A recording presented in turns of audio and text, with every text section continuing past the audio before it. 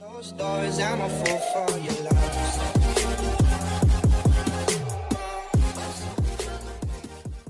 Sila doon. Pero right now, let us head in. Game number 2, draft. Let's go mga kaibigan. Bren Esports. Sila ang nasa blue side dito. Execration. Sila ang nasa red. Yeah, for sure, Execration dito will look into the Lilia ban kasi pinakita na ng Bren Esports kahapon yan.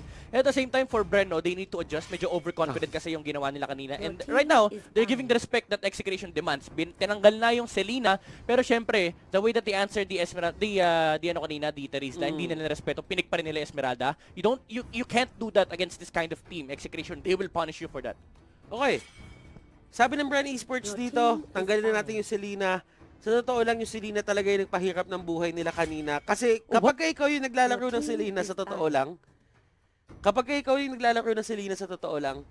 parang ang enjoy umikot-ikot ng mapa eh. Pero kapag ikaw na yung ginagamitan ng Selena, masasabi mo sa sarili mo, nakakainis, hindi ako makaikot sa mapa, hindi ako makagalaw. Kasi lagi akong takot na may abyssal arrow na lalabas o lagi akong takot na may kakagat sa akin. Exactly. Kapag ikaw talaga yung gamit ng Selena, sa'yo lahat ng mapa. Kung nasan ka, bawal sila magpunta dun sa area na yun. Pero Bren Esports, they banned out the Harith.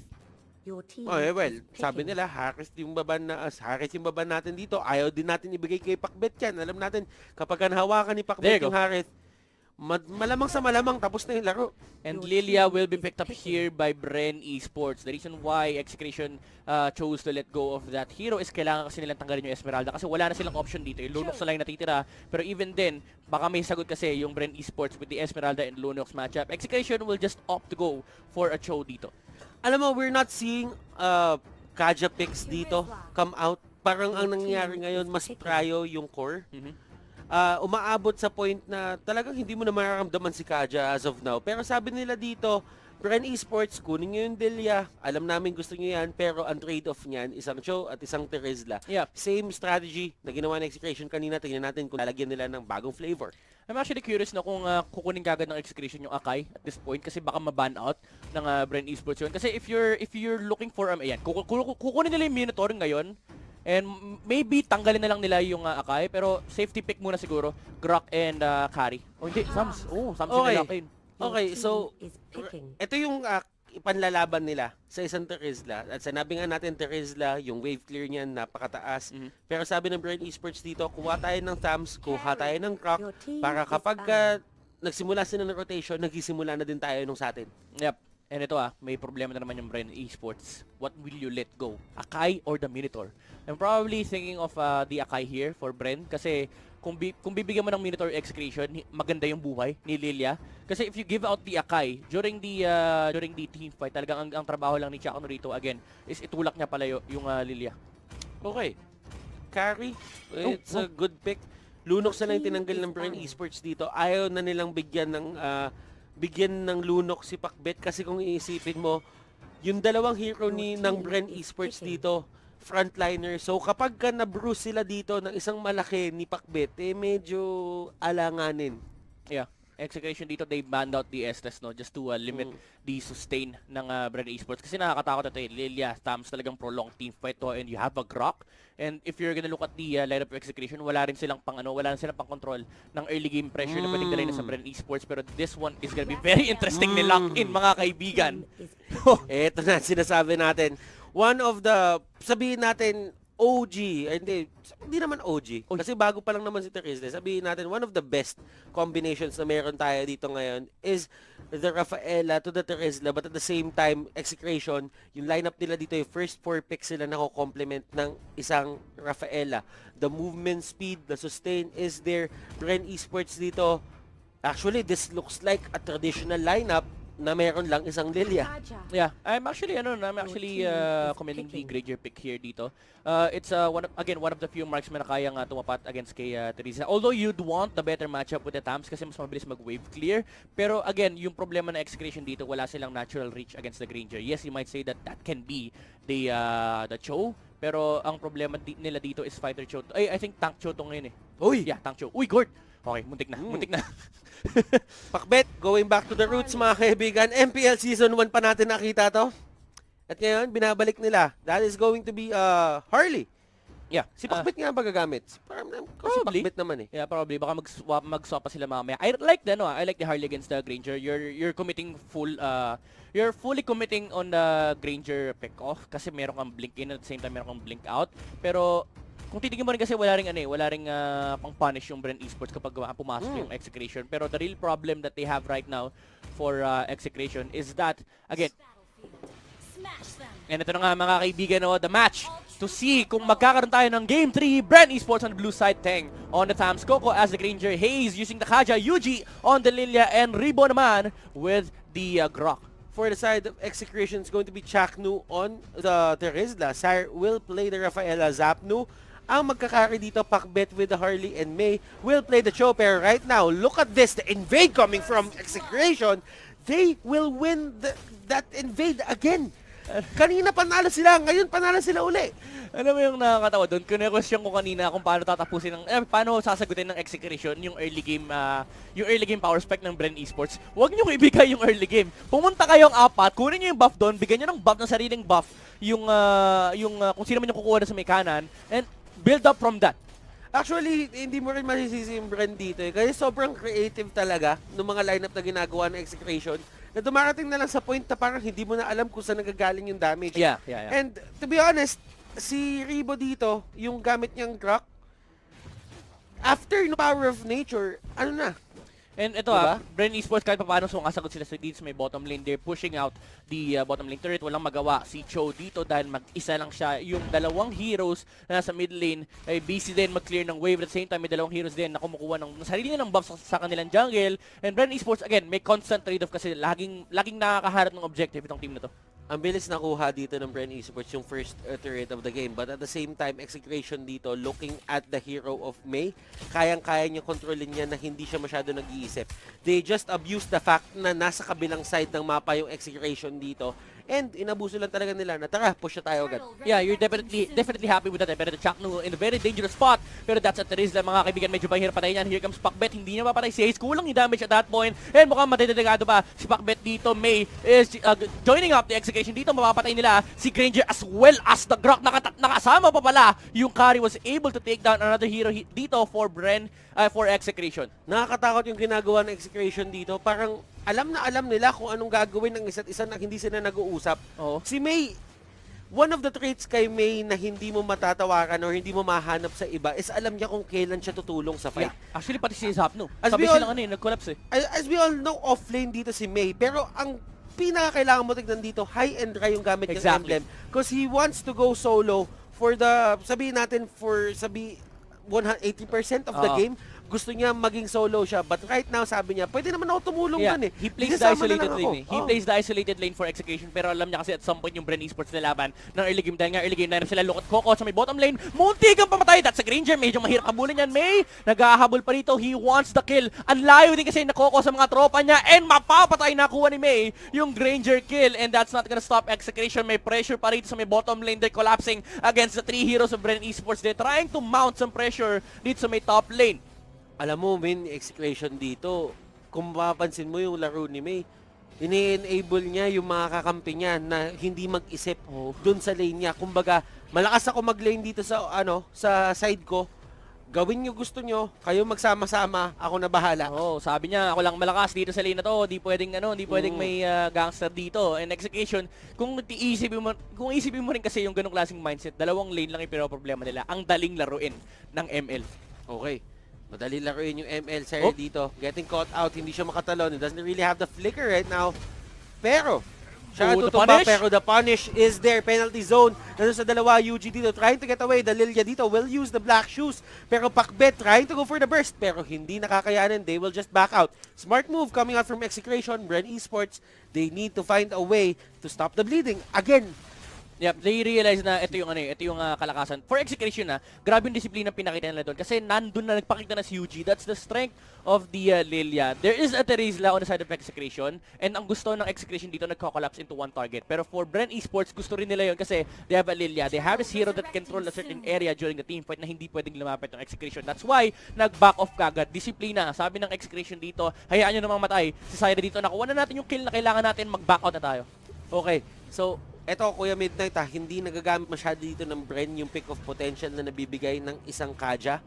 And right now, si Doc Ribo dito, 1-3-1. Hindi na naman nakakasabay sa tamang pacing etong hero na to dun sa may oras natin. Yeah, it's very hard for Bren Esports kasi medyo conflicting yung gusto nila gawin. Ribo sa may bottom lane, munti ka mamamatay pero there's Pakbet doon sa may backlines and makukuha na lang yung kill kay Grox sa top lane. Chakno with the penalty zone, nakatakbo ba si Teng dito? The Thams will be able to survive pero Chakno will not as Lilia was able to take that kill. Munti ka pa siyang mamatay doon, mind you, Execration multiple objectives at once pero Bren Esports, again, may sagot, that's gonna be a turtle for them. Hindi aabot si May dito. The turtle has been taken by the Lilia pero Execration naghahabol pa sila. Alam nila walang charge yung second skill. Yung Lilia natin kakaubos na kanina. Look at Pakbet with the intercept. UG dito, wala na siyang black shoes. Ginamit na niya. He will get bursted down. Zapno dito will even get the endless battle. Tempo kung tempo, map control kung map control mga kaibigan. Lahat yan, hawak na ng Execration ngayon. Grabe, Execration talagang constant punish. Yes, may sagot yung Bren, pero sinasagot din ng Execration yung sagot ng Bren. Grabe mag-exam to mga to. Lahat ng question may sagot. And they're pushing up the advantage once more dito sa may top lane. Look at the lanes being controlled by Execration. Tatlong lane, mind you si Lilia kailangan pang i-address yung bottom lane. So Execration maluwag na maluwag sila at this point. Okay, Blade of Despair nakuha dito ni May, Midnight. And just seeing kung paano yung laruin dito si UG, May will just go down. Naipit siya dun sa patibong mga kaibigan ni UG Boy. Ilang, he wanted to burst him down kasi he knows na meron siya Blade of Despair, so there's the potential. Uy, actually napatay si Tam sa may top lane, hindi na nakasuntok para makapag-lifesteal. And ang gusto kasi gawin ni May sa may bottom lane, no, once you get the Blade of Despair on the show, you have this amazing combo na walang sagot. Yung kalaban mo, unfortunately, he was up against a Lilia na kapag nag-survive talagang delikado ka. Okay, Ice Queen 1 nakuha na ni UG dito. That will give him a certain amount of slow para ma-burst down niya kung sino man may uhuli niya. Pero ang problema kasi dito yung Execration, hindi naman sila nang zone sa totoo lang eh. Yeah. Ang ginagawa nila dito, they're utilizing the brushes. Oh, Haze! Para kahit, may nahuli dito sa may pinakalikod. Pakbet will just go down, hindi siya makakapag-space escape. But right now, Chakno nandun sa may gitna. They are trying to fight this. Chakno walang dito, namamatay. masyado makunat pero Zapno lumalaban mga kaibigan. UG dito, will he get the last hit? No, he won't. UG will actually get out mga kaibigan. Chakno as well mga kaibigan. Tatakbuhan na lang sila dito. That was very beautiful from Bren Esports. Talagang alam nila na itong hero na to kailangan isokop. Kayang isokop itong damage ito. And itong hero naman kaya din isokop itong damage ito. They got the victory in that team fight with 3 heroes slow. So talagang na-juggle nila yung damage output ng Execration. Pero the problem that Execration faced on that certain team fight is they lost the Harley kaagad-agad. Pero that's Bren Esports capitalizing on the moment talaga. Sabi nila, walang damage output yung Execration. We can take this one. Ribo, hindi niya nakuha yung wild charge damage nung collision. Ang nakuha niya lang is yung sabog dun sa may pinakadulo, yung headbang kumbaga. Pero right now, looking at the graph, nakita nyo. Oh, Haze! Lahat to pababa and Haze will catch out the Rafaela.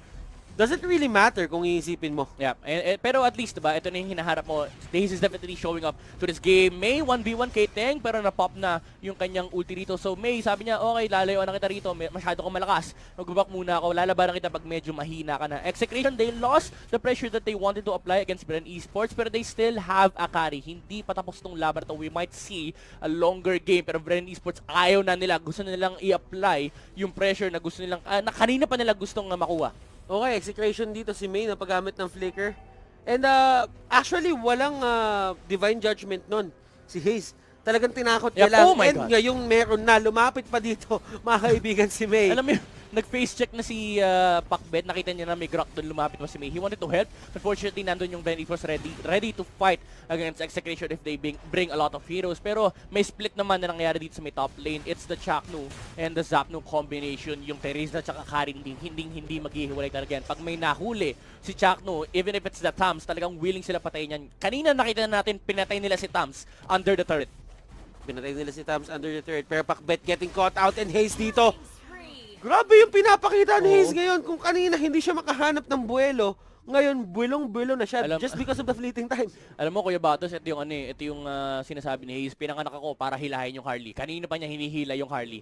And yung yung sinabi mo kanina, 'di ba, si May, tinakot niya lang wala nga siyang divine judgment Trabaho niya lang hilahin si Harley kasi ito yung pinakamalaking problema na kinakarat nila against Execration. Pero look at this one, Chakno with the penalty zone, unfortunately hindi enough yung firepower na Execration at this point. Chakno naharangan pa with the Guardian's Barrier and that's a killing spree for the Lilia. Queen's Wings pick up by Teng dito, so hindi pa tapos yung Bren Esports. They they had a power spike with the item pickup ni Tams. Lalaban pa sila dito. Haze! Naku po, nahila si Zapno rito, and that's the carry. Falling down, Bren Esports just pressuring Execration. At ginising mga kaibigan ang Dragon. Sabi nga ni Taguro, sabi din kahapon ni Hayes, magstulong-tulong pa kayo. Tapos yung kasunod daw. Pero Execration dito, they're still not out. Kung iisipin mo yung Zapno dito, hindi niya pa din nakukuha yung mga items niya. Yeah. And I feel, Coco dito will have a hard time dealing with Zapno kapag nakuha niya na yung items like the Thunderbelt, the Golden Staff. I mean, hindi pa kompleto yung puzzle for Zapno. Yep. And yung kung iisipin mo rin yung layout ng Bren Esports, it's yes, they have a Granger and they Lilia, pero they don't scale well into the late game compared to Execration. Talagang yung mga heroes sa side ng Execration, they're built to take the late game. Okay, so Sire and the others dito, pinapakita lang, Bren Esports, medyo na bawi nila yung kalamangan dito in terms of gold. Pero kung iisipin mo, Kuya Midnight, si Teng medyo behind, pero it's not that bad. Yeah. Kung papansinin mo din, Necklace of the Runs na din yung kinuha dito ni Lilia. Mm-hmm.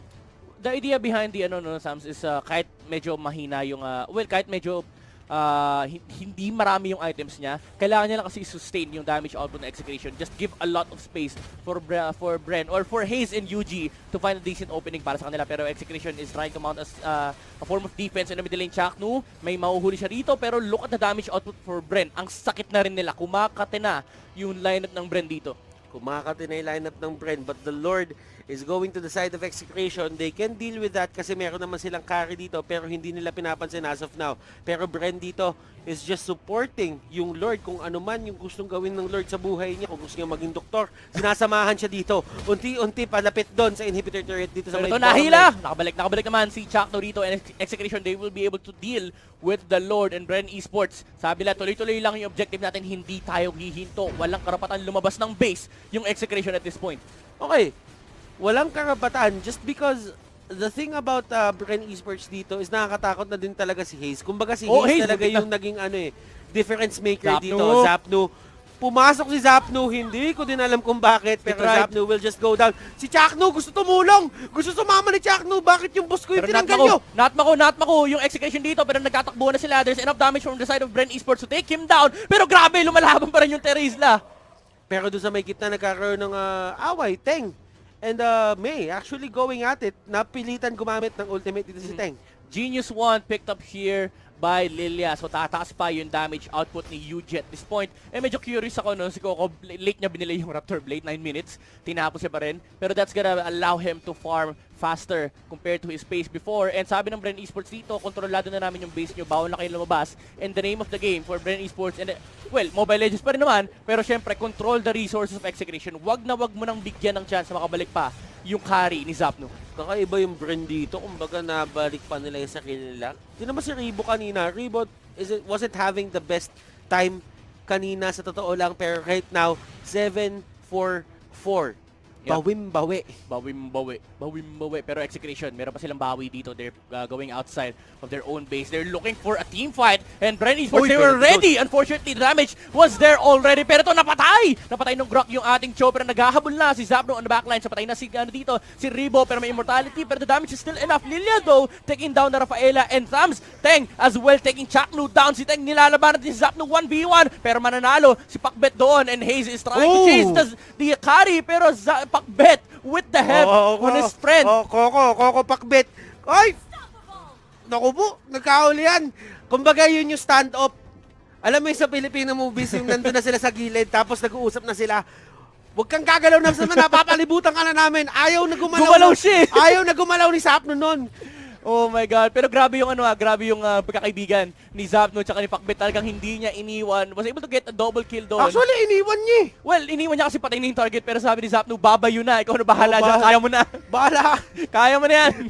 Napatakbo na si Zapno. Well, Tanda ka na. It is what we see is what we say, mga kaibigan. Matanda ka na, ginawa mo na trabaho mo, alis na ako. Alis na ako, pero UG dito with the Divine Grip, yes. Tataas pa yung damage output and magic penetration brought in by the item Execration. Yes, nakakuha ka ng isang magandang team fight, pero the game is not over yet. Bren Esports, they're looking for the next Lord, and nakapwesto rin naman yung Execration to try and go for the contest. Chakno rito may immortality na, so willing na magpakamatay ito. Si Chakno dito, naku po. Yun lang, flicker out, boy pa. May! Getting the catch on UG, mamamatay ba nila natin, hindi nakapag-ulti. And Bren Esports, you need to run away right now. The carry is just killing down the heroes of Bren Esports. Pinupunit isa-isa mga kaibigan. Takbuhan hanggang may lupa. And si Coco dito, sabi niya, lilinisin ko na lang yung minion. May bala ka dyan. Execration are now inside the Lord area. Walang magagawa yung Bren. Pero sabi ng Bren dito, may magagawa pa rin kami. Tutulak kami dito sa may taas. Pero the Lord has been slain. Execration has it. And this might be the comeback of the comeback of the comeback. Oh, grabe, May. Sabi niya, hindi ko sasayangin yung sakripisyo mo, Chakno. May immortality ka naman. He went with the Wave the Dragon on UG. Sabi niya, i-disable ko lang tong hero na to. Ito lang yung trabaho ko. Pinanganak ako para gawin to. And hindi na nga nakapag-ulti si Lilia. Was not able to get the refresh on his self. And Bren Esports, after that takedown, sabi niya, back na tayo. Kulang na yung damage natin. Kulang na yung damage natin. Bren Esports dito. They are losing the game once again. Kung kanina Execration yung nasa alanganin, ngayon naman binaliktad na naman ng Execration. Bren na naman dito yung nasa bingit ng pagkatalo. Grabe, so close. So close of a game, Kuya Butters. Si Coco na! Teka mo na penalty zone. Ang ganda, pero napatay si Harley with the Lilia pick-off. And the Execration, lumalabang pa sila. Nasa labas pa ng base. Jackno with the immortality still. And Bren Esports, they are thinking about it. Gusto ba nila lumaban? Hindi, patay na yung main marksman nila. Patay na yung main marksman nila, yung one of the damage dealers para side nila. And the Lord, shoulder tackle mga kaibigan yung turret. The inhibitor turret is going down onto the middle lane as well. Nandun din, unti-unting binabawasan. Tumba na yung Lord dito. Bren Esports, they're very successful with that. Pero may sabi niya, tinulak pala yun, doon ka! Wag mo akong labanan, gusto ko yung tore mo, pero ito na, Bren Esports. 1v1 with the great one. Si May! Oh my God! May! Oh my God, Execration! What a beautiful play from May! Kanina pa niya, sinasaygo yung Bren Esports! May, mga kaibigan, lahat ng play na magaganda sa kanya nang galing dito. Nasipa niya si UG kanina, ngayon naman. Oh my God, Chakno! May penalty zone! Sumagot din sa killing play si Chakno dito mga kaibigan, pero second doon sa may gilid.